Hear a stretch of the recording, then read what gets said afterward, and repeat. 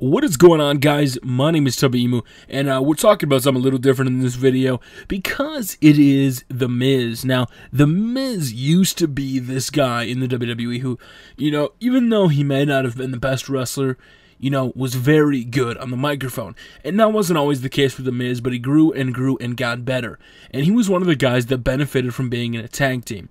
And now, since he backtrayed R-Truth and, fucked him over, or really because R-Truth failed the drug test, and the storyline came, through sooner than it should have, because it should have led up to a fight between these guys at WrestleMania,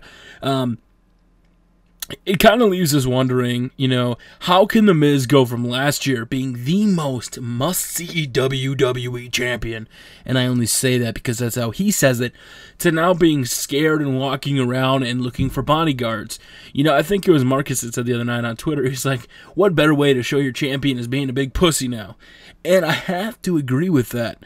You have The Miz, who last year was the WWE champion. He main evented WrestleMania, and yes, he was overshadowed by John Cena and The Rock, but he was still there.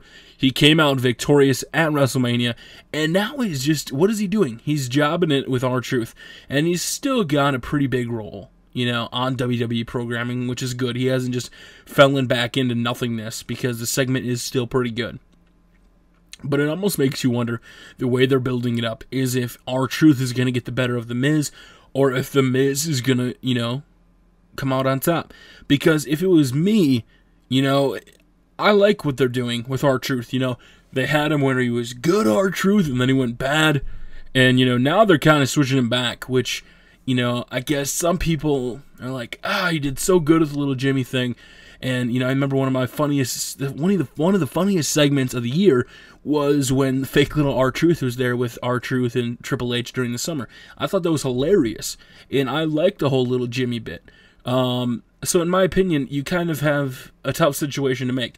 Do you put over The Miz over R-Truth? Or, I guess I've never thought of R-Truth as one of those guys that, could be a main eventer. The Miz, I could see it. He's got the talking skills, and R-Truth has got great mic skills too, don't get me wrong here. But if I had to pick between which guy would be more of a champion, if you look at The Miz as a champion, was a lot better than when R-Truth was going to be a champion against John Cena at Capital Punishment. And nobody thought R-Truth was going to beat The Miz. Not The Miz, was going to beat John Cena. So I understand that fact. But the biggest thing that it comes down to, in this situation right here, with The Miz kind of being a big baby and, not really doing anything, it kind of puts you in a fact that, like, okay, the WWE just doesn't really care anymore.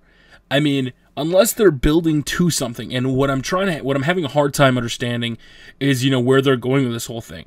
Because if The Miz is always scared looking around his shoulder, if he's champion, then what happens?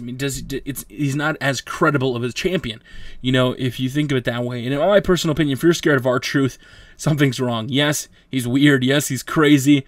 And I agree with Michael Cole on that fact. But guys, let me know what you think about The Miz kind of being a pussy in the WWE now. Make sure to hit a like on the video. It truly does help me out, guys. Tubby out.